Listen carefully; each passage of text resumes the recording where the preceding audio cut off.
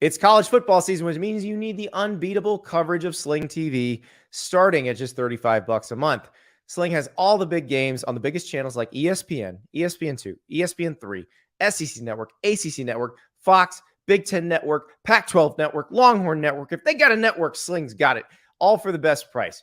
You can string it on any device, record up to 50 hours with your included DVR space, and pause or change your service at any time. Check out sling.com for special offers. Sling, the live TV you love at a price you'll love. Try it today. Welcome to the Andy Staples Show, presented by Sling. Ari, we were going to be talking games all day, and I was very excited about that. But there's some fairly big news in the college football universe today. So we will be picking Thursday night games against the spread later in the show. Cannot wait. Backyard Brawl, Purdue, Penn State, Tennessee, Ball State. I mean, you name it. If it's playing on Thursday, we're talking about it. But we got to talk about some bigger picture stuff, because apparently the folks who run the sport just cannot just let us enjoy some games. So is this good news or bad news for us? This is good news because people are obsessed with it, but bad news because we don't get to talk about football as much. Right. So let's get this out there. And obviously now Friday, you and I and Nicole Auerbach are going to pick the Saturday games against the spread and probably make fun of you about potentially eating a whole bottle of mustard. Well, I'm going to tell you one thing. If Nicole's going to be joining us every picks, she's on the hook with these bets too. So she better be ready to house an entire bottle of mustard herself. So she better be careful what she says to me, because I'm the stakes. I'm going to have her put down 2 quarter pounders of cheese if we have to. Oh, we will get to that. We will. There's a Washington player who cut out either cut out McDonald's or just changed his order. I'm unclear, but Nate Caleppo's McDonald's order, at least his old McDonald's order prior to him losing 30 pounds.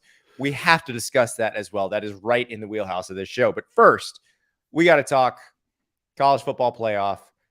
Our friend Ross Dellinger from Sports Illustrated, and this is one of those nights when Ross posts the picture of the glass of bourbon on Twitter. Basically, the presidents, the board of managers that runs the college football playoff. So you've got the commissioners of each of the conferences. They do their thing. There are presidents above them that handle the final decisions. They're the ones that make the final votes on things. They are fed up with not having progress on expansion. They would like to vote on it on Friday. And basically would like to say, hey, we want you to expand. But it sounds like if they do that, they will leave the particulars to the commissioners. And the window still open to expand before the contract runs out, which would be after the 2025 season. So potentially to expand before the 2024 season. Ari, I may not have to eat a hat. Do you remember I said that I would eat my hat if they didn't, after they told us what that 12-team proposal was going to be? I would eat my hat if they wait until 2026. Maybe I won't have to eat a hat. I still think I may have to eat a hat. And if you do have to eat the hat, you're literally going to eat the hat. I may get a hat-shaped cake. I'm not going to lie. I didn't really specify how that was going to work. But it's very interesting to me, Andy, because they could potentially expand the playoff before conference expansion stops. Right. Well, I will say there's another piece of news that we're going to get to in a few minutes involving the Big 12 that also affects Oklahoma and Texas and when they may or may not be able to go to the SEC. All of this seems and also puts them in a position of power to potentially present to new members of the conference, which implies expansion could still be continuing. Right. So there's all of that. This all seems like a way to say the sport is setting itself up for a reset in 2024, because that's when USC and UCLA go to the Big Ten. Potentially that's when there's definitely a new TV deal in the Pac-12. Potentially there's a new one in the Big 12. It's going to be very interesting to see what they do, because given everything that happened the last time around, when they had a plan in place that actually seemed to address a lot of people's desires and satisfy the most possible people, that they couldn't come to an agreement. And the other thing that I want to point out that people need to remember about if they want to expand early. It has to be unanimous. So I am curious, because I've been told different things. Will the Big Ten go for any of this if it means that it puts ESPN, which is not a Big Ten partner anymore, in some sort of position of power to grab most of the next version of the playoff? I don't think they're going to go. I don't think the Big Ten will go for that, because Fox basically ran the Big Ten's TV negotiations, but Fox is pulling a lot of strings in the Big Ten. I don't think they go for anything that doesn't allow them to get in on this thing. Yeah. That's a difficult situation behind the scenes when it comes to like business people and who's actually pulling the strings of the sport. Because it's like when you think about conference expansion, you don't necessarily consider the optics of the television channels that are going to get to air them.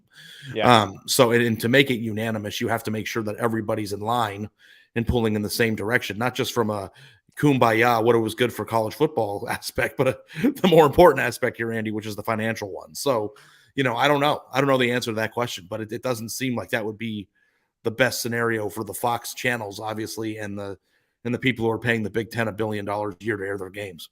Exactly. So now here's the thing. And I talked about this before when they were negotiating all that stuff, before the negotiations fell apart.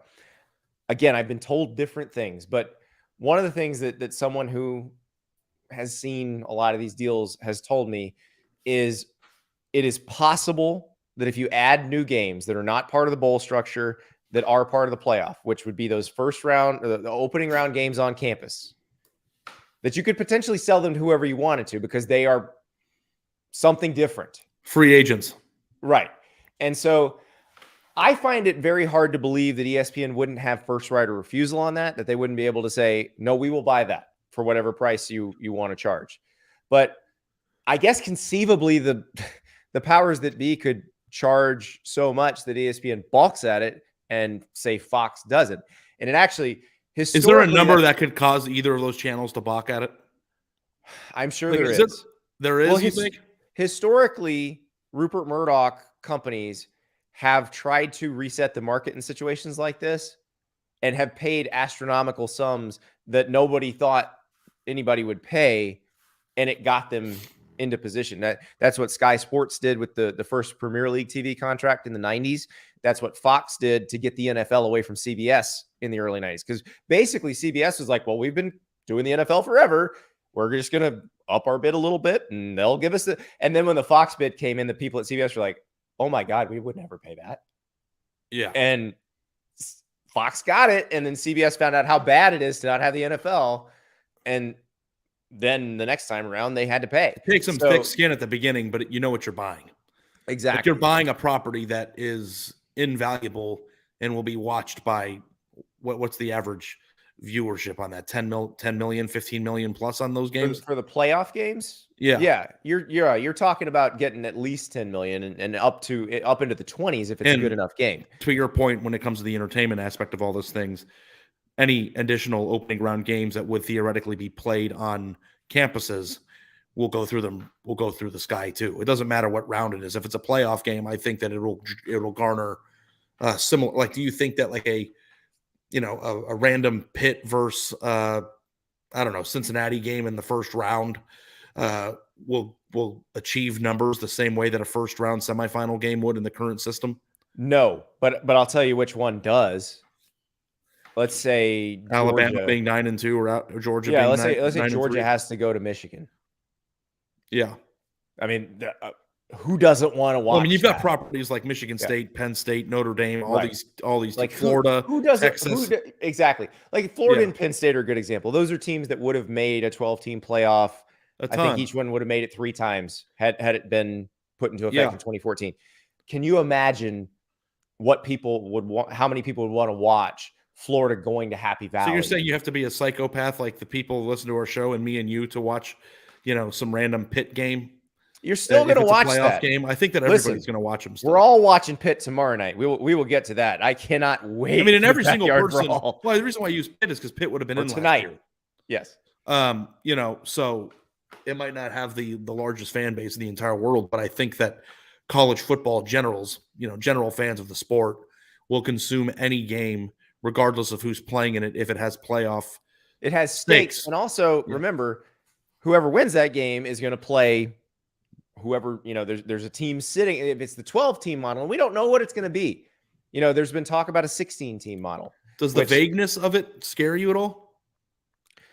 I just don't think they're going to let it be. I think if it's too vague and they can't come to an agreement, they're just going to say it's too hard to do. Let's do it in 2026.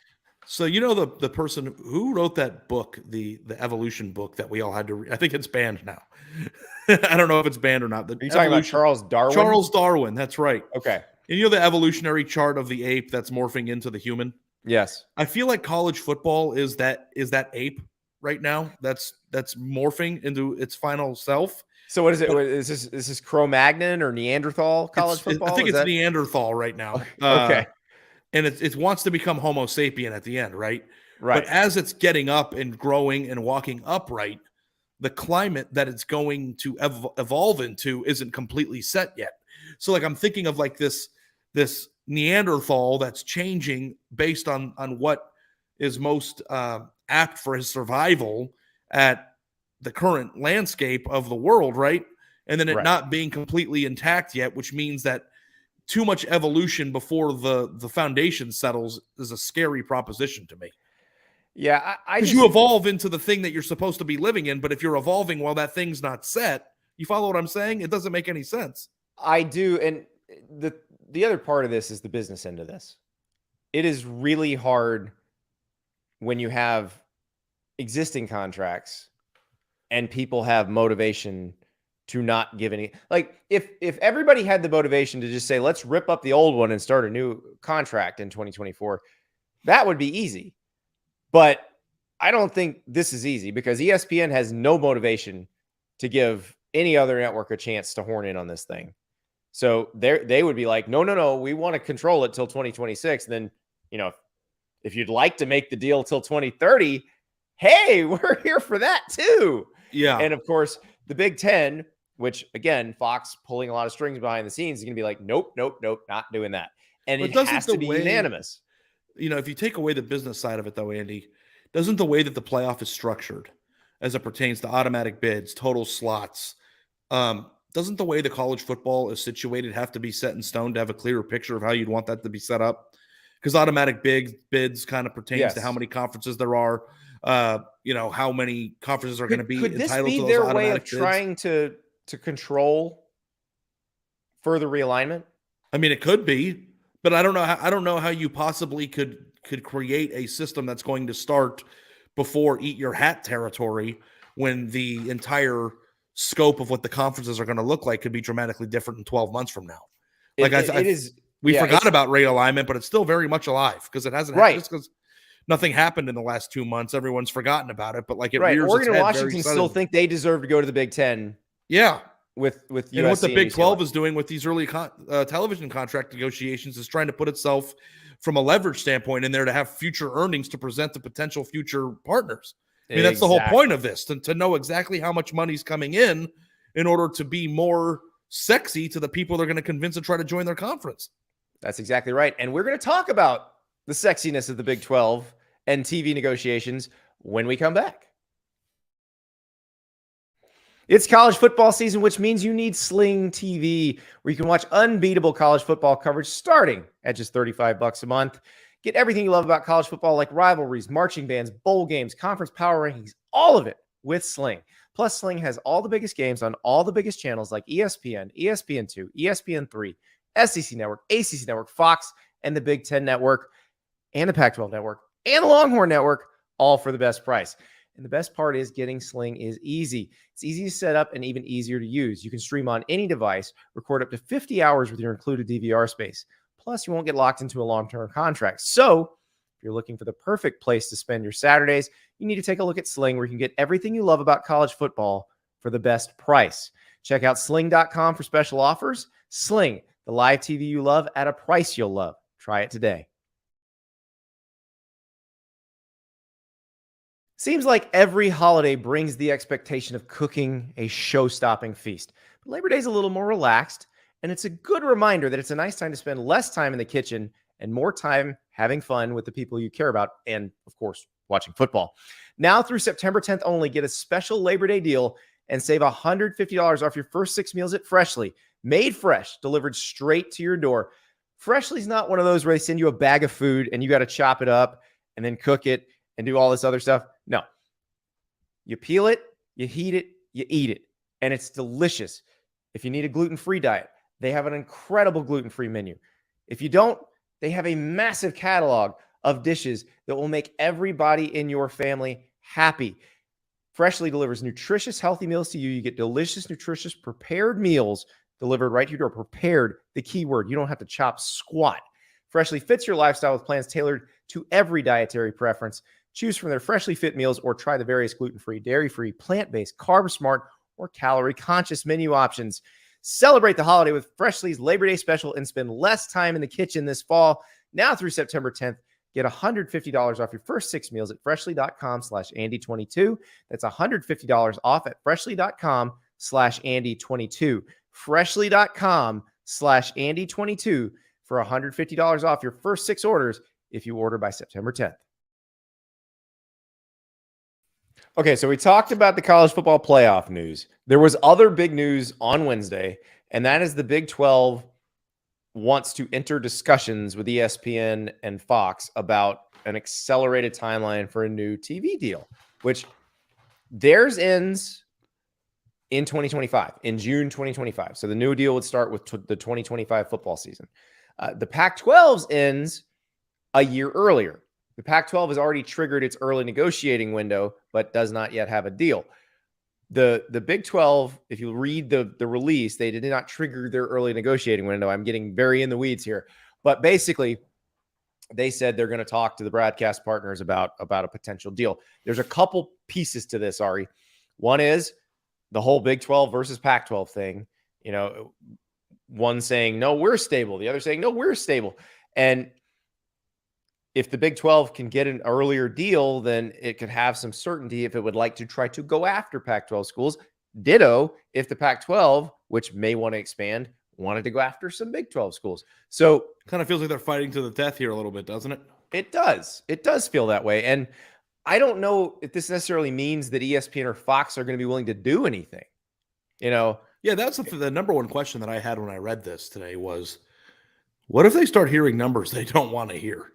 Like, well, they've got to be prepared for that, right? Yeah, and you've got a situation where now, especially ESPN, I don't know about Fox, because at this point, I don't think Fox has any interest in the Pac-12 anymore. I think USC and UCLA were the ones they wanted. They got them in the Big Ten. That's it. Yeah. I don't think they care. But it sounds like Fox still might have some interest in the Big 12, which seems like an advantage for the Big 12. But I don't know. It depends. Because I keep telling people this. None of these people are going to overpay just because somebody wants it or needs it, or they're not stupid. They know what this stuff's worth. So, but it seems like the television executives are the ones with the leverage here. Oh yeah, because 100%. the conferences are the ones that want to get this done as soon as possible because they're racing their friends or their enemies, depending on how you want to look at it. And now you leverage the Big 12 against the Pac-12 and vice versa if you're ESPN. And who wants to sign first and who wants to have some paper or some figures on paper that you can clutch to as you try to survive. Yeah, it is kind of like a pawn shop, maybe a little bit. You know, when you're in Vegas and you lose all your money and you want to pawn your watch. Listen, I watched a lot of Pawn Stars back in the day, Ari. I got to bring in an expert. He's going to take a look at it, see if it's really, if it was really used in the Civil War. And if it was, I'll give you 10% of what it's worth. Yeah. I'm hoping to get $150,000, and Rick's like, I'll give you $12. I will say I've been in the store there, the Pawn Star store. Mm-hmm. It's a pretty cool place. There's like interesting, unique things in there. So do you think that Burt Magnus from ESPN or Eric Shanks from Fox is going to be Rick from Pawn Stars with the are they experts on the Big 12? Are they experts on every little thing that comes through the door?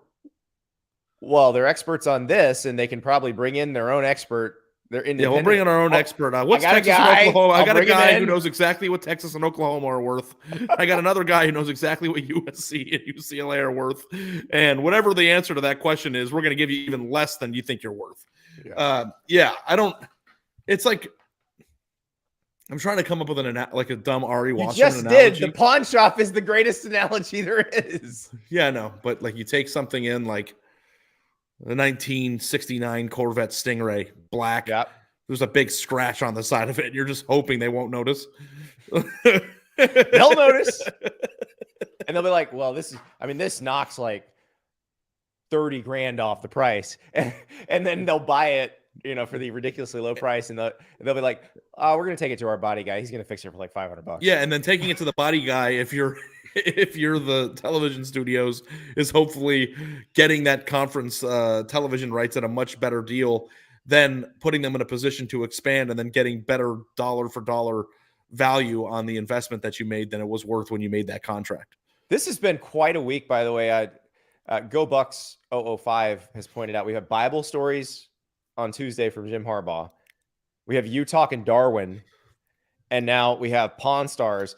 And if anybody didn't know any better, they would think I'm an atheist. Yes, I go from not knowing what the Old Testament, which book or which Bible we were referring to the talk of evolution, right? Like that's I'm not atheist, by the way. Storage Wars became the must-see show, and tell you, Matthew in the comments now saying Pawn Stars was great, but then Storage Wars became the must-see show. Andy, me and my brother-in-law, we stumbled upon this thing where you can buy like a box of just shit, like just random stuff that's like in this box. We've talked about this on the show, Ari. We have? Oh, okay. Yes. And it's just like random like computer parts and stuff. You don't know what any of it is, and you don't know what else is in the box. You bid on it. It was like digital Storage Wars. You don't think that people have looked through that before they like?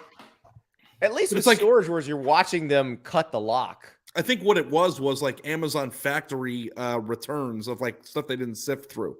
They're just trying to get rid of it. And I think some of it was open box items or whatever. And they're just trying to like get rid of it. So then you can pay less than what's in the box because it hasn't been sifted through. And the gamble is that, hey, you might pay $100 for this box of crap.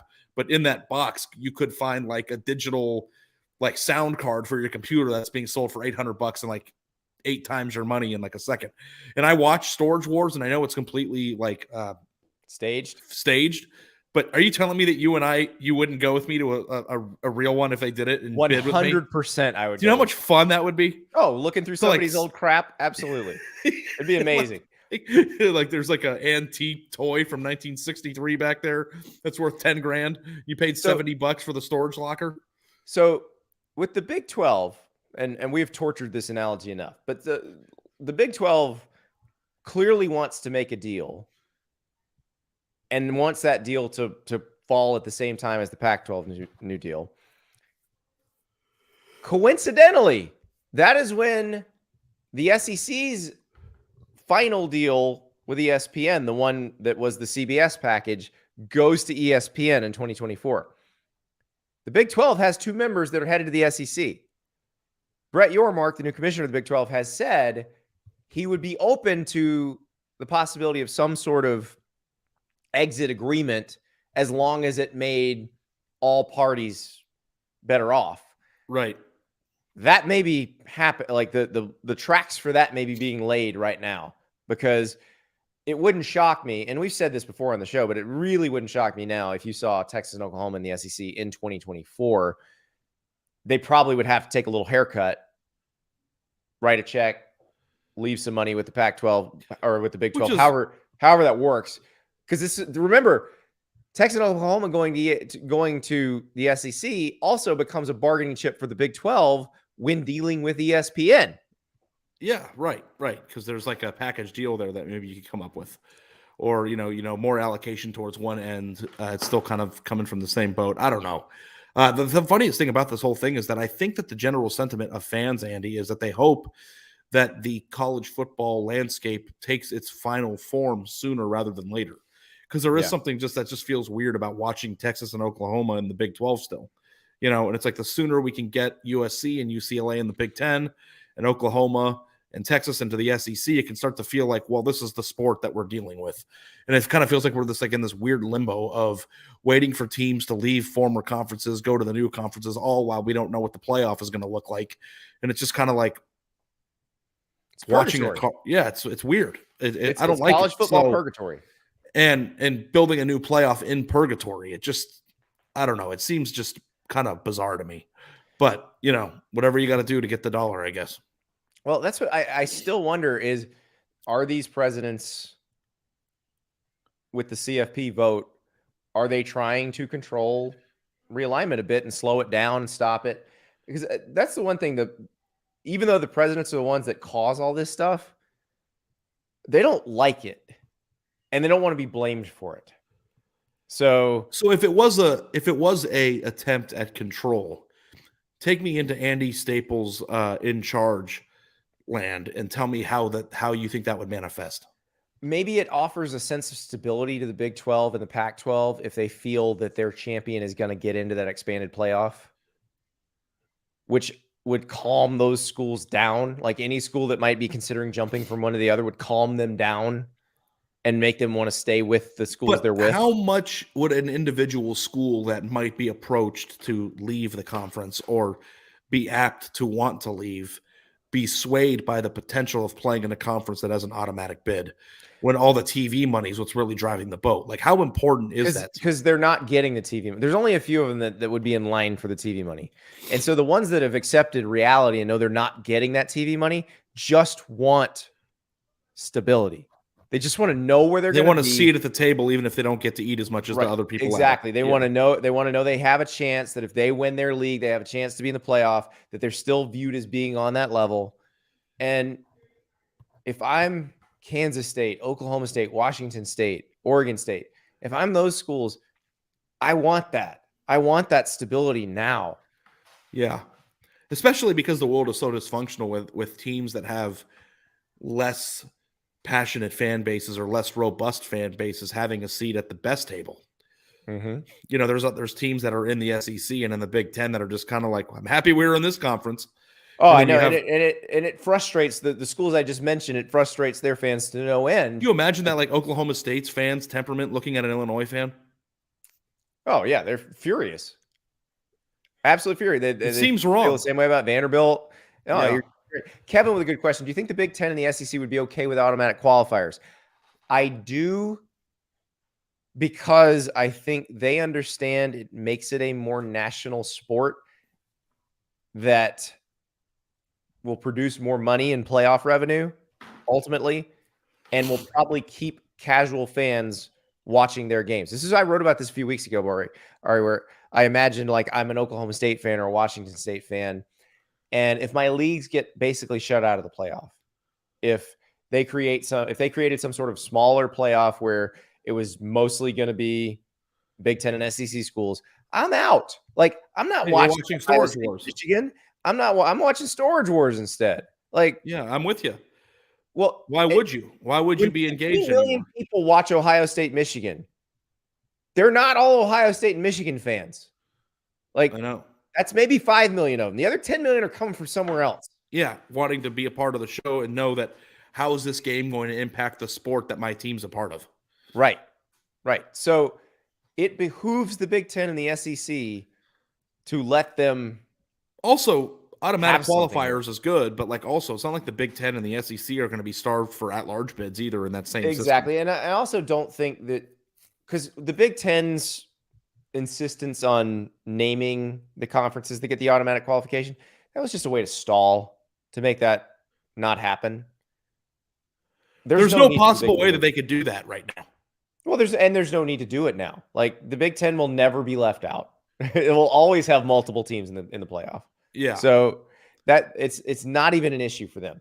So do you think that they could vote for a playoff expansion to occur in the next 2 years and have a scenario where they can iron out the details later? Or do you think they have to have the plan in place? I think if you're going to do it by 2024, you better have the bones of the plan. Now, they do have a plan that was created over the course of 2 years that they talked about for a year and didn't do. If they wanted to just say that's the plan, they could do that. Yeah. Also, too, your automatic qualifiers, even if you have the AQs that are from certain conferences right now that are in flux, you can keep the same system and just switch around which conferences are the beneficiaries of that too later. Like if you have to. So yeah, I tend to agree with former Big 12 Commissioner Bob Bowlesby, who said it was basically lawsuit bait if you name those conferences. Just make it the 6 highest ranked if you're going to do 6, or the 4 highest ranked if you're going to do 4. Like, just do that and call it a day. If it's the 6 highest ranked, then you're going to get one of what we know now is the group of 5 in there, and chances are you could get 2, because we don't know what the Pac-12 is going to look like post the 6 highest ranked conference champions, you're saying? Yes. That's what the proposal that they shot down said. Yeah. So, and that could change, and it doesn't matter what the conferences look like, because that could still remain the case. More than likely, that puts the SEC's champ, the Big Ten's champ, the ACC's champ, and then you're probably going to have the Big 12, probably the Pac-12, probably the American, but maybe the Mountain West. Like, everybody's going to feel a little more included. And then you'll have a situation where if somebody's the 12th best team, they're probably going to be able to get in. So, Kevin, assuming the Power 5 doesn't break away from the G5, Kevin, there's no Power 5 anymore. There's Power 2. It's gone. Yeah. This is the hardest thing. This was the hardest thing back in the day. I remember when the BCS changed the playoff, and I kept trying to explain to people there are no more BCS AQ conferences. Like, it doesn't work that way anymore, because there were 6 of those. The Big East was one of them. Yep. There's no Power 5 after this. It's not 5. It's 2. It's Power 2, but the remaining leftovers of the Pac-12 and the Big 12, I think, are still held in a slightly higher regard than we viewed a lot of the G5 during the heart of the correct. And the playoff. ACC will be viewed as this kind of upper middle class. Yes. That's so above like all of that. It's Tim Cook and Bezos, right? Yeah. At the top, and then you have the CEO of Bojangles Chicken, which is the ACC. I just love Bojangles. And then you have some small business owners at the bottom there. Listen, a fine place created in the Carolinas, just like the ACC. So, see what I did there? Because Clemson's the leader of the pack. I see that. I see that. And now I want Bojangles, because they'll put pimento cheese on a biscuit for 69 cents extra. Wow. Yeah, it's a great place. All right, Ari, we have bantered enough about off the field things. We've had months. You don't want to tackle Lester Lee's question here? Oh, we have Lester Lee question. Will Urban want Nebraska's? Maybe he will. Let's let Scott Frost get fired first. We'll tackle that in a bit. But now, Ari, we must talk games, because there are games. You are listening to this on a Thursday, unless you're watching us live on the YouTube stream. There are games tonight. It's happening. We'll be right back talking and picking games. Week 1 of college football is here. And of course, we'll be talking about our picks on this show. And of course, you may disagree with how Ari and I feel about certain games. Well, guess what? Now is your chance to show us you are better at picking games than we are. We have teamed with Run Your Pool to create a pick 'em pool for college football this season. Go to play.runyourpool.com/staples. Join up. You pick the games against the spread. We're picking the games against the spread, and that's the whole Andy Staples Show and Friends crew. And you can show us how much better you are, if you are. There are Fanatics gift cards for the winner, and Ari has promised a segment on the show to the winner, which I didn't agree to, but listen, who am I to say no to someone who is clearly superior at picking games to me? But I don't know if you're going to win. I'm feeling confident this year. I like my picks for week 1. I locked them in, I thought, with week 0, but I may go back. I can tweak them up until the games start. I got a few that I'm not quite sure about. That Backyard Brawl Thursday night, I'm going back and forth against the spread on that one. Now is your chance to show us how good you are at this. And by the way, when you test Run Your Pool in our pool, you're going to want to do a pool for all of your friends, and you can do it in college football. You can do it in the NFL, NBA, golf, you name it. So let's get competing. Play.runyourpool.com/staples. Sign up now. Get started. Week 1, there's a bunch of games. Let's see who's better.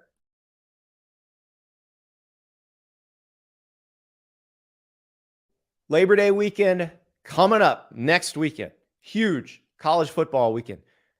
I know what you're doing. You know what you're doing. I'm probably going to be doing some of it too. We're going to be partying a little bit. Well, the good news is I will have Z-Biotics with me in case I am. Getting that daily workout, you know how I feel about that. But until recently, if I had a few drinks the day before, maybe that didn't happen. Maybe some other stuff that needed to happen didn't happen. Now, though, I drink a Z-Biotics before any alcohol, and I know the next day I'm going to be able to stick to my routine and be fresh as a daisy. Z-Biotics pre-alcohol probiotic is the world's first genetically engineered probiotic. It was invented by PhD scientists to tackle rough mornings after drinking. Here's how it works. When you drink, alcohol gets converted into a toxic byproduct in the gut. It is this byproduct, not dehydration, that's to blame for your rough next day. Z-Biotics produces an enzyme to break this byproduct down, and it's designed to work like your liver, but in your gut where you need it most. Just remember to drink Z-Biotics before drinking alcohol. Drink responsibly, of course, and get a good night's sleep and feel your best tomorrow. Give Z-Biotics a try for yourself. Go to zbiotics.com/Andy. That's zbiotics.com/Andy. Get 15% off your first order when you use Andy at checkout. Z-Biotics is backed with a 100% money back guarantee. So if you're unsatisfied for any reason, they'll refund your money, no questions asked. Go to zbiotics.com/Andy. Use the checkout code Andy and get 15% off your first order. Welcome back. We're talking games Thursday night, first week 1 game night, and we got some doozies. Ari, well, we got 2 big ones. We'll kind of sandwich them around the rest of Thursday night's action, but we know how we feel about Pittsburgh on this podcast, that it's not negative because it's not that Pittsburgh loses. It's that Pittsburgh doesn't do what Vegas thinks Pittsburgh's going to do, and it is frustrating. And definitely doesn't do what you think they're going to do. That's for Never, sure. ever. Vegas is right sometimes. You're just always wrong. It's usually when I think they're going to be great, though, that they don't. Yeah, they don't do what I'm supposed to. People think they're going to be very good this year, don't they? They are. I mean, they bring back most of the guys on the line of scrimmage. They bring back. I mean, look. This is going to sound very reductive and stupid. They bring back everybody but the first-round quarterback and the Blitnikoff winner, basically. The first-round quarterback plays for the Steelers now, Kenny Pickett, and Jordan Addison transferred to USC. Do you think that's like a big deal? I think that's kind of a big deal. Their offensive coordinator's gone. The receivers coach is gone. They've replaced those guys, obviously. The new quarterback comes from USC. Of course, the team they're playing on Thursday night, old rival, their quarterback comes from USC by way of Georgia. And their offensive coordinator comes from USC. This Backyard Brawl already has everything. I love this game so much. I have not decided how I'm picking it. I will have to decide, and I'll go to if I wind up changing it, because I did all my week 1 picks on Run Your Pool, but I can go back and change them right before kickoff. Yeah, I'm going to change a few of mine. I didn't have a really good start, Andy. Well, this one, so I'm looking at BetMGM right now. It's Pittsburgh -7. There was a hook on this for most of the week. I don't like the lack of hook now because I was all set to take West Virginia. The lack of hook bothers me now. Yeah, well, that hook is like a 5% difference probably. So you can feel pretty good about it. I just can't wait to watch JT Daniels sling it, man. I haven't seen or been to a game as a fan in 10 years, a college game, like where I sat in the stands. This game, for whatever reason, makes me wish I was going as a fan. Oh, it would be amazing. Just to sit there and just drink and enjoy it without having to think about it, take notes, just watch it. Because I think that Morgantown's a pretty underrated. This game's not in Morgantown. What's not? Oh, it's at Pitt. Okay. Well, still the same thing. Kind of. It's an NFL stadium. Trust me, that's not Heinz Field anymore. Pittsburgh and West Virginia fans will make it a very, very lively atmosphere. Man. I thought for all week I've been thinking it's in West Virginia. I don't know. This is a really hard coin flip game to me in terms of where to go on the spread. So I don't think I'm going to pick with any sort of brilliant statistical analysis, because I think if I'm just analyzing, then I believe that Pittsburgh, you know how I feel about play along the line of scrimmage. Pittsburgh is old and experienced, successful experience, mind you, on the offensive and defensive lines. Like, I should be picking Pittsburgh, but you know my history with Pittsburgh. There was the mayonnaise incident. It's a whole thing. So how do you take into account the fact that this is a 100-year-old rivalry that's had its ups and downs? Does that factor in at all? Not really to me, because it's not been played every year. You know, this is the 15-year anniversary of that Pitt upset of that 2007 West Virginia team that was going to play for the national title had they won the game. But none of these players were aware of football when that game happened. Yeah. I don't know. It does seem like they're so close together on the map. But I mean, and then both of them are breaking into new offenses. Like, I don't know how, who's going to adjust quicker to the new offense that they're seeing. You mentioned JT Daniels is starting for West Virginia. We can safely assume that Kedon Slovis is the better quarterback, right? So if you have Pitt here, can we assume? Can we? I mean, he did beat out JT Daniels when both of them were healthy, I guess at USC. If you were building a college football team, if you were building a college football team and had to pick between those two teams players to build around, who would you pick? All of their players? No, just the quarterback. Oh, those two players? Those two quarterbacks. You have to pick one or the other to build around. Who would you coin flip too? Because here's the thing: Daniels looked great as a freshman. Got hurt. We've not seen much of him since. He got hurt at Georgia. Stetson Bennett never gave the job back. Slovis was fantastic that first year at USC.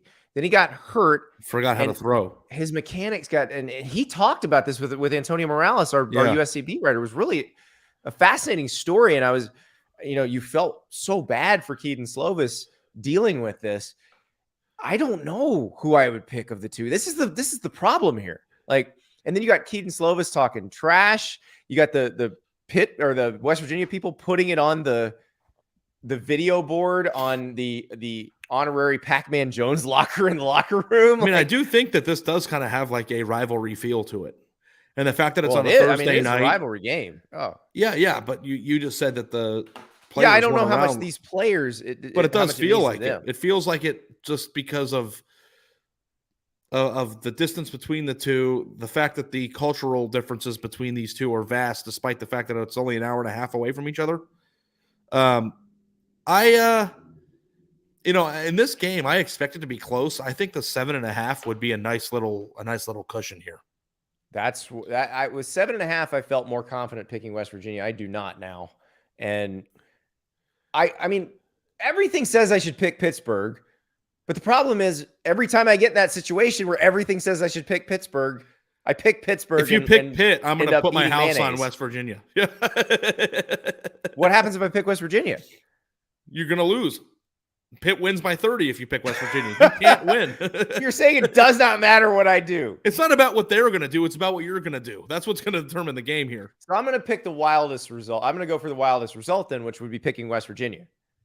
Because they could cover and lose in a very close, exciting game. Okay, so Pitt by 100. I suppose. I'm locking myself in. I'm going to lock myself in for West Virginia +7 and run your pool. Well, I'm taking West Virginia too.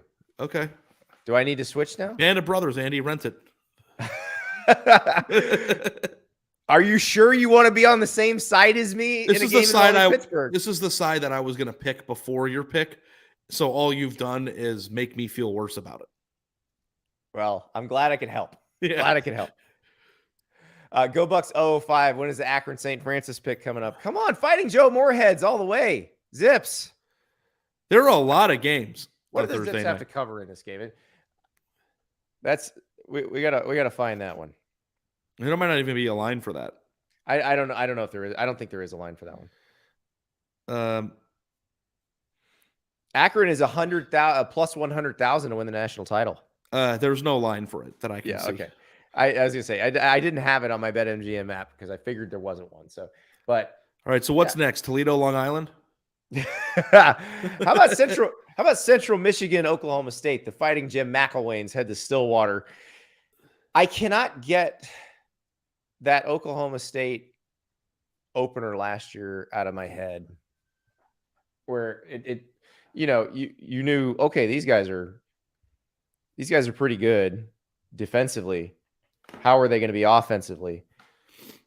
I feel like now maybe it's a little bit different kind of game because Jim Knowles is gone, but Derek Mason comes in, and they're doing the same thing with Derek Mason that they did with the offensive coordinators. The reason they've been so good offensively, despite having a bunch of different coordinators, is they kept the language the same.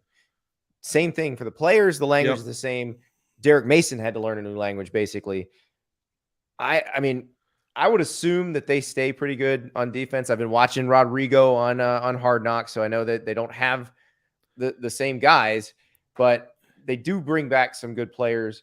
Well, here's a little stat for you that I will share for you to pick in this game. Okay. Every single starting player on the offensive line is a junior or a senior, and every single starter on the defensive line is a senior. Yes, they're old. And Spencer Sanders has been in college since I was in high school, so I don't know if everybody makes that joke or not about how long he's been in it, but Spencer Sanders is definitely one of those players that seems to have been in school forever, right? Yes. And he's a talented quarterback. It seems like they're a pretty veteran team, and usually that's been a pretty good scenario for Mike Gundy. This is a 21.5 point spread. The only reason I say that is that they had, I believe it was Missouri State they opened with last year I believe it was a one score game. Then they played Tulsa in a close game. So that's the only concern I have is a slow start. I'm really not worried about them winning the game. I'm just worried about them covering the spread. Yeah, I think they also had a very close game with somebody 2 years ago in the non-conference too, right? They did. I'm trying to remember what game. I believe that was a Tulsa game to start with. Was that Tulsa too? Yeah, Tylan Wallace got going there in the third quarter. Finally, they kind of snapped out of their funk. Yeah, I think it was Tulsa. You're right. But yeah, Colin Oliver and Tyler Lacey, two defensive linemen, or edge rushers that could make life miserable for opposing quarterbacks. So that's the question is do they get over the whole slow start thing? Because it is kind of crazy to think, Andy, that the team that was 1 yard away from winning the Big 12 last year beat Missouri State by 7, Tulsa by 5, and Boise State by 1 in the non-conference last year. Yeah. Yeah. It took them a while to get going. It really did. I think it was a case of figuring out what their identity was. Like figuring out this defense is awesome. So let's just kind of ride this. Let's be conservative on offense. And the year before they beat Tulsa 16-7. Yeah. So but I like Oklahoma State here in this spot. Yeah. So I think I'm going to take Oklahoma State to cover 21.5. I'm about to explode. I have to ask you this question with a straight face. Do it.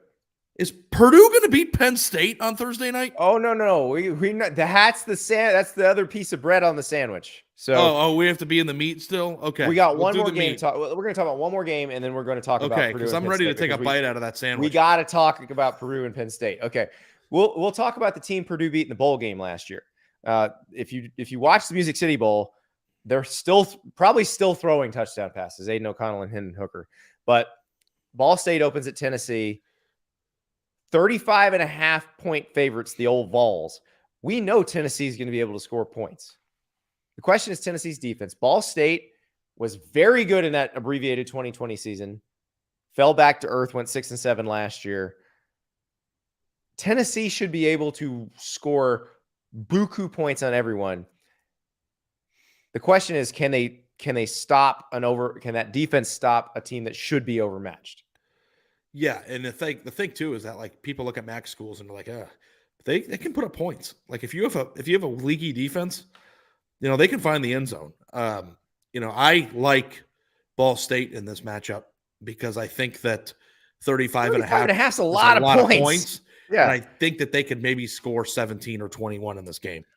And if they do, then I don't know if Tennessee's going to quite get there, especially considering the fact it's an opener. It's a weeknight. And I still have to believe what I see for multiple seasons. I think Tennessee's going to be – listen, I think that Tennessee staff got about as much out of them as they could have a year ago, and my hats is off to them. But it's an opener, and I'm always banking on a few kinks, and 35.5 is a ton of points. I just think with Hendon Hooker having the full off season, as you are the president of the Hendon Hooker fan. I love Hendon Hooker. I'll be perfectly honest. I love Hendon Hooker. And I saw it happen last year. I can't remember exactly what game it was, but we were watching it, and you were watching. It might have been the Pitt game, and you were just like, ooh, like your eyes were like. That was the Ole Miss game. That was when they threw the mustard bottle because he. Yes. He just kept getting murdered and getting up, and time after time. I was like, this guy's teammates have to just love him. And then I visited there in the spring, and yes, absolutely, they love him. Yeah. John Mack just said, I don't know, I can buy Tennessee offense scoring 56. Yeah, and that's what I'm buying. I'm going to take the balls to cover in that game. Ari, when we come back, though, we got a big matchup in the Big Ten that could set the tone for the season for both programs. We'll talk about it when we come back. Even though football season is starting, it is still really hot outside. And for me, that means hot, sleepless nights. Recently found a way to stay cool at night so I don't wake up all sweaty and sticky, though. Since I started using Miracle Brand self-cooling bed sheets, I stay comfortable all night long. How? Using silver-infused fabrics originally developed by NASA, Miracle Brand sheets are thermoregulating, designed to keep you at the perfect temperature all night long so you get better sleep every night. These sheets are infused with natural silver that prevents 99.9% of bacterial growth, leaving them to stay cleaner and fresher 3 times longer than other sheets. No more gross odors. Miracle Sheets are luxuriously comfortable without the high price tag of other luxury brands. They use a premium 500 thread count sateen weave that's made with USA-grown Supima cotton. Go to trymiracle.com/Andy right now to try it today. We've got a special deal for our listeners. Be sure to use the promo code Andy at checkout to save 40% and get 3 free towels. Miracle is so confident their product is backed with a 30-day money-back guarantee. So if you aren't 100% satisfied, you will get a full refund. So upgrade your sleep with Miracle Brand. Go to trymiracle.com/Andy. That's trymiracle.com/Andy and use the code Andy to claim your free 3-piece towel set and save 40%. Again, that's trymiracle.com/Andy. Welcome back. Yes, we got to talk about a big one in the Big Ten. This game's on Fox. Did you realize, Ari, that Joe Buck was essentially traded for this game? I think I remember reading that somewhere, but I don't remember the actual details. Tell me. Part of the deal with when Fox let Joe Buck out of his contract to go to ESPN, Fox got the right to broadcast this game, which is amazing. This is an amazing. Al Michaels was once traded for a cartoon character at one point when I forget which network he was going from or to, but somebody relinquished the rights to a cartoon character. It's like, what could the Athletic get for you in a trade? Who would you trade me to? That's the question. Okay, we're going to trade you to we'll trade you to the Ringer. Okay. And do we get back their NFL podcast? Well, we already stole their NFL podcaster. We have Robert Mays. Do we get their like coverage of the new HBO show? What's the show? My House of the Dragon. House of the Dragon. So my former editor from SI, Mallory Rubin, who's very high up at the Ringer. She's known as the Queen of Dragons. She was actually on the HBO show talking about Game of Thrones after the show had aired. She is one of the world's foremost experts on the George R.R. Martiniverse. That would not be a fair trade for the Ringer to get me, and then they have to. I think I very much have underestimated how popular those shows are.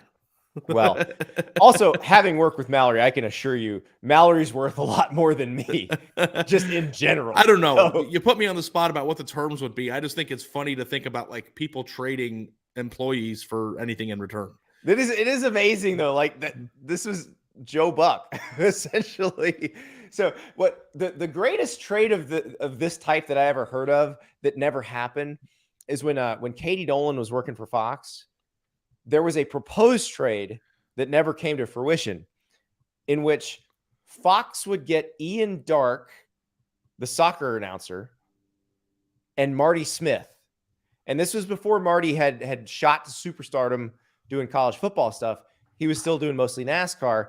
and ESPN had lost a bunch of NASCAR rights and Fox had picked up a bunch of NASCAR rights. So it made sense why they might do this. But what an accent swap that would have been. Ian Darke, the greatest British accent going, and Marty Smith, the greatest Southern accent going, would all have been going to Fox. Could The Athletic trade us? I mean, we're under contract, so conceivably, yeah. I have to check my contract. How does that to see work? If I have a no trade clause. What if I have a no trade clause? What if The Athletic just traded me to Golden Corral? Congratulations, Ari. You're now working the 4 p.m. to 1 a.m. shift at Golden Corral. Cooking the steaks. You get to clean out the chocolate fountain.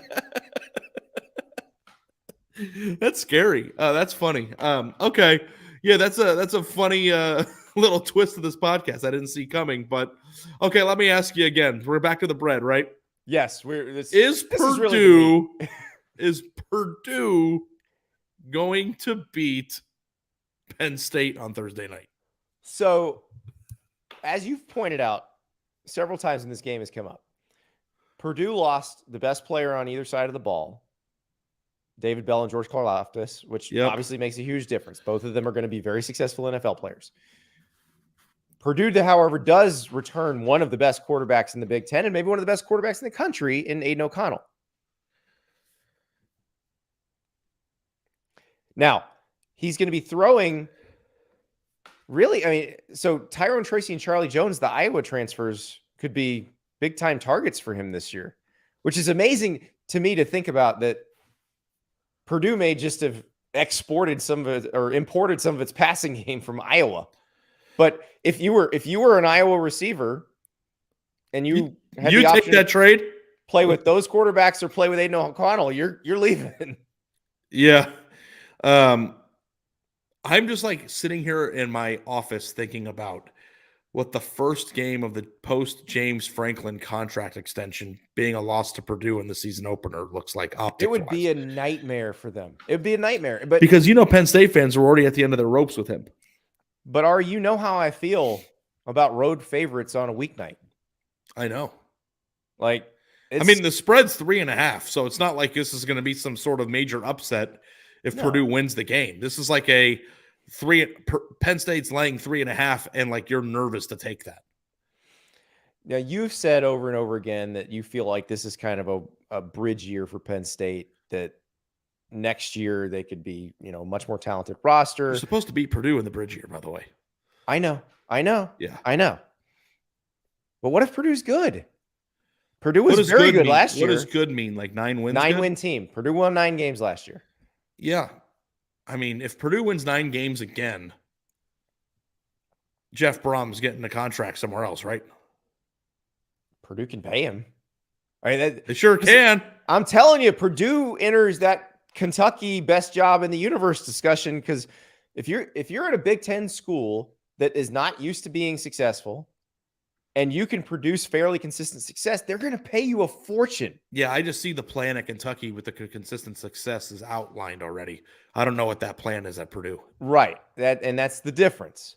But we've seen Jeff Brom win some big games. We've seen Jeff Brom get his team up for some big games. And he schemes the crap out of some of these games. Right. So we'll see. Now, Penn State, new defensive coordinator, because Brent Pry is now the head coach at Virginia Tech. So your defensive coordinator is pretty good, though, right? Yes. Yeah. So that's the part. I don't feel like much has changed at Penn State. I still think they're one of the better programs in the country. Their talent level is still, like, if we're going stars matter on this thing, Penn State still has an advantage here. Disadvantage is the most important position, though, which we know can be an equalizer at times, especially on the road. Yeah. So, I mean, you've got Manny Diaz coming as the defensive coordinator at Penn State, changing.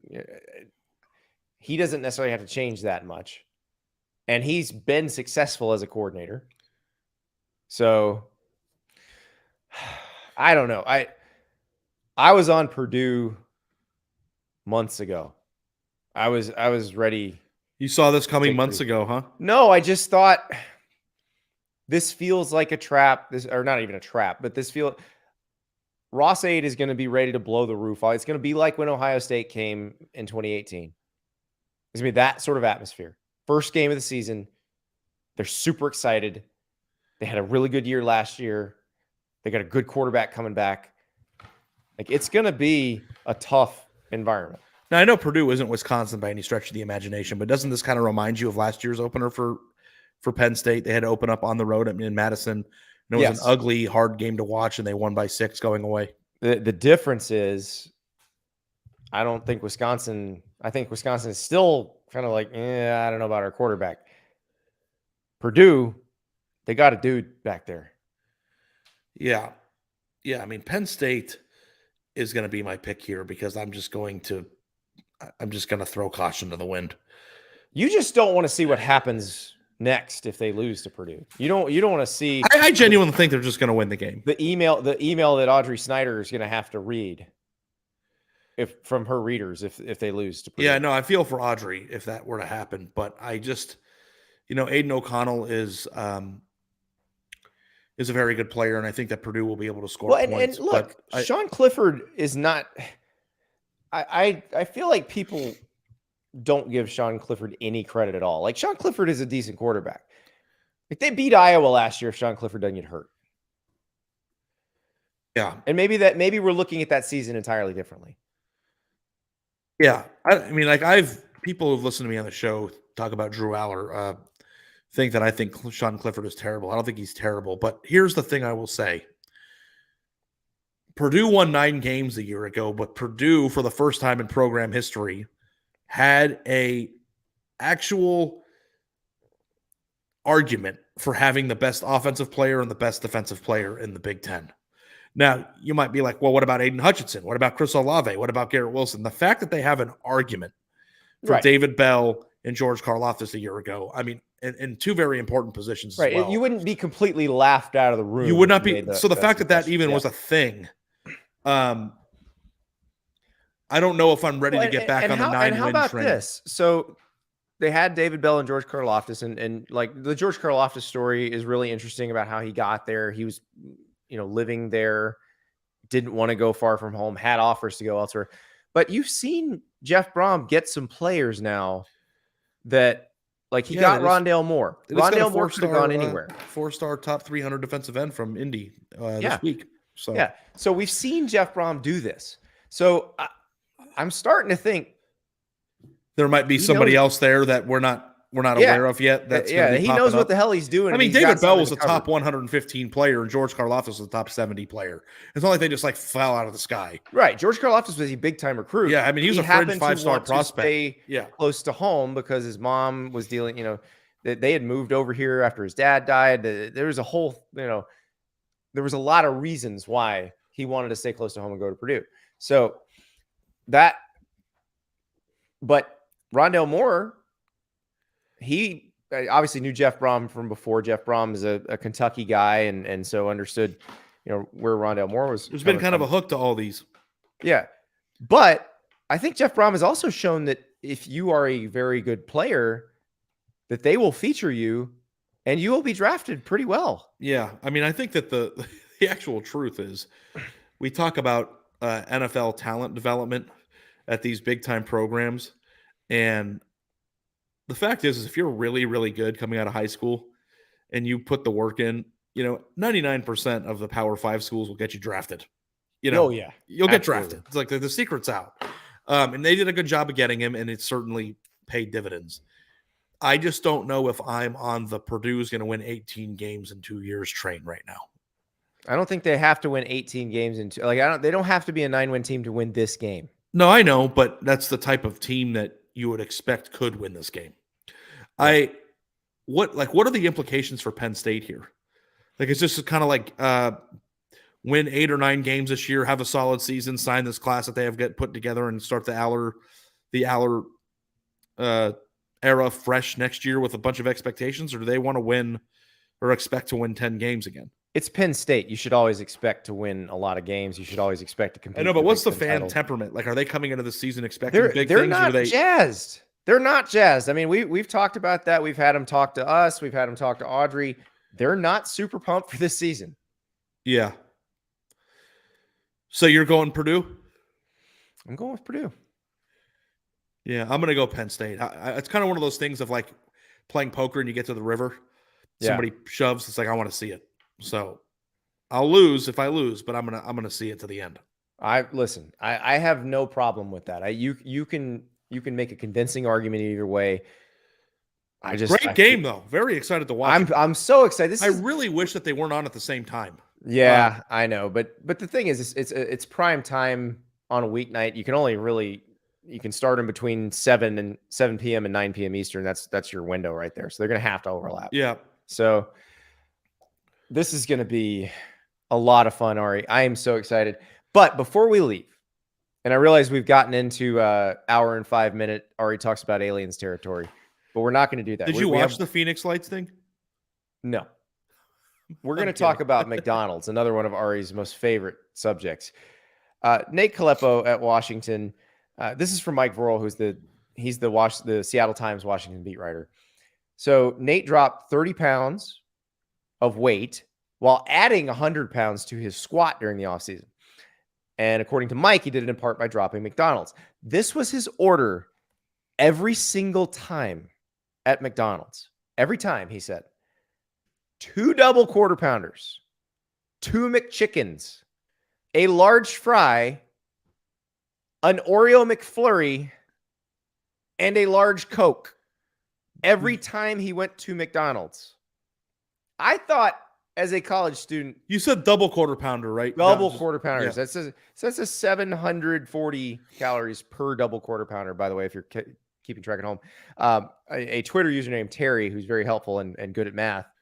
So he has no place on this podcast, but 3,560 calories, 165 grams of fat, 386 grams of carbs, 143 grams of protein, 4,580 milligrams of sodium, and 58 grams of saturated fat.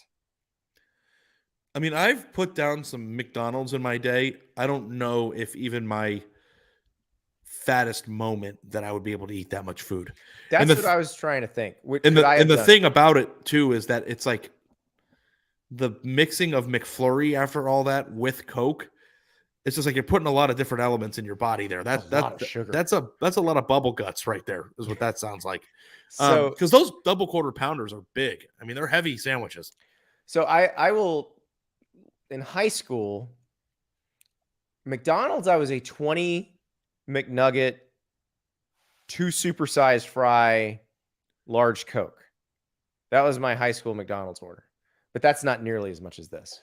20 McNuggets. And 2 supersized fries. Oh, yeah, that's a lot of fries. I love fries.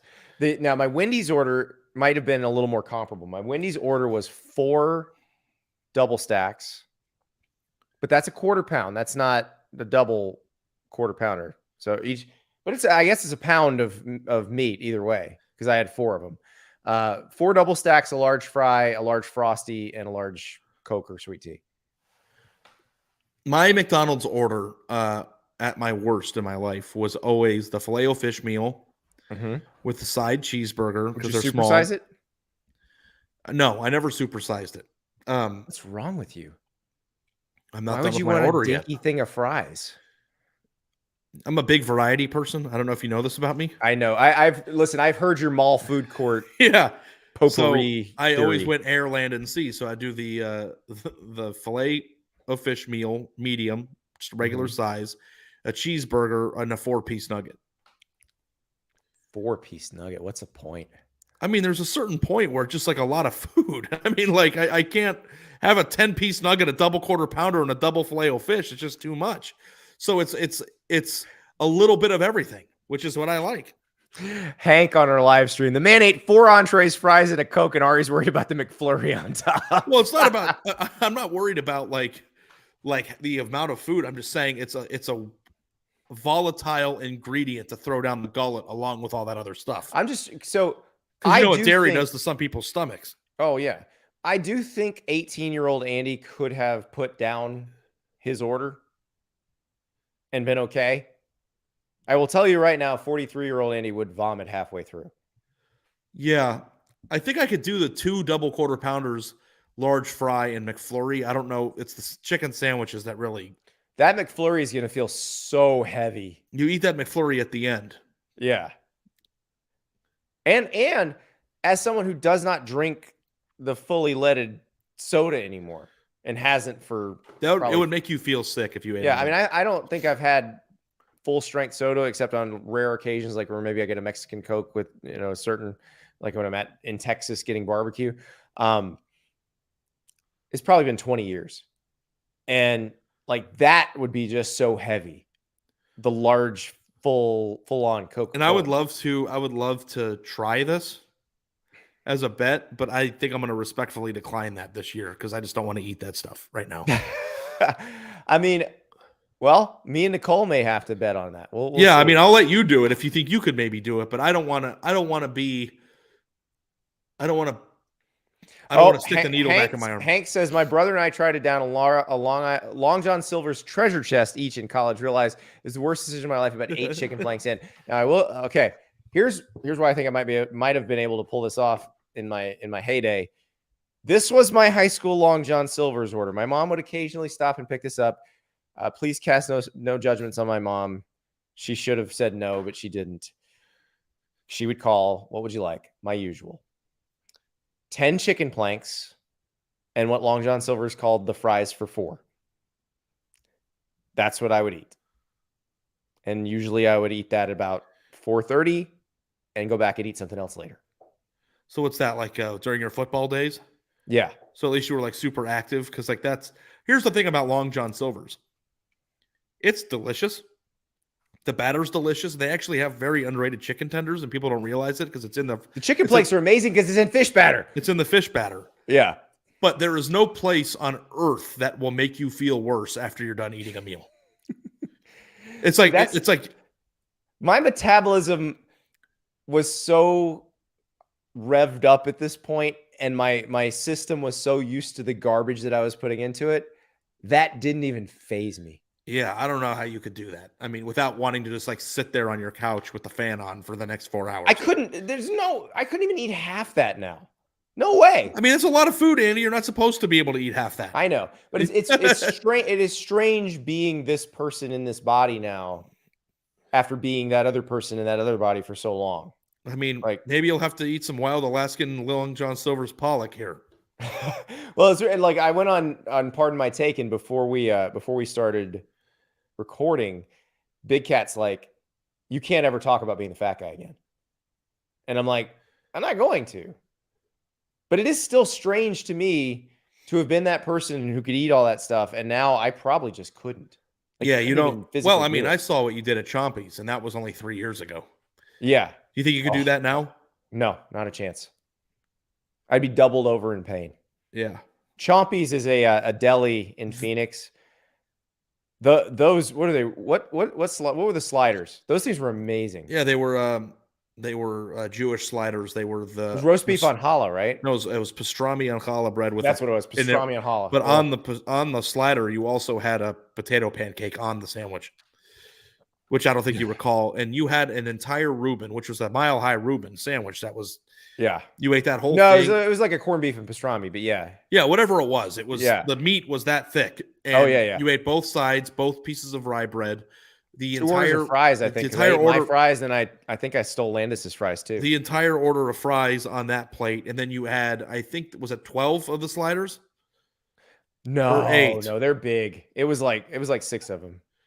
It was the most food I've ever seen a human being eat in one sitting in my entire life. And then we covered the game. We covered the Ohio State. Like if I would have eaten that much, and I wish I would have, that's like a coma. I felt good. I told my dad about it after I was in awe of you.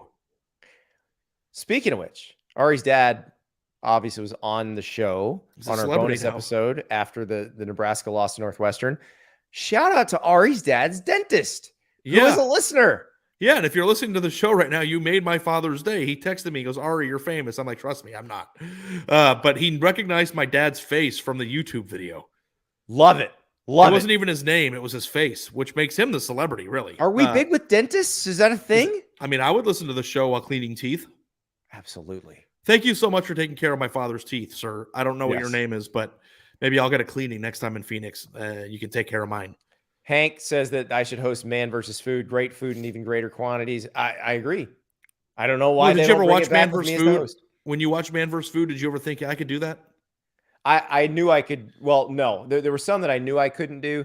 The super spicy challenges, there's no way, because some of those things are so ungodly hot. Like there'd be some GI issues, some distress for like a week. I think I could have done some of the quantity challenges, but like Adam Richman, when he did that show, like you saw him by the end of the first season, he looked like he was going to die.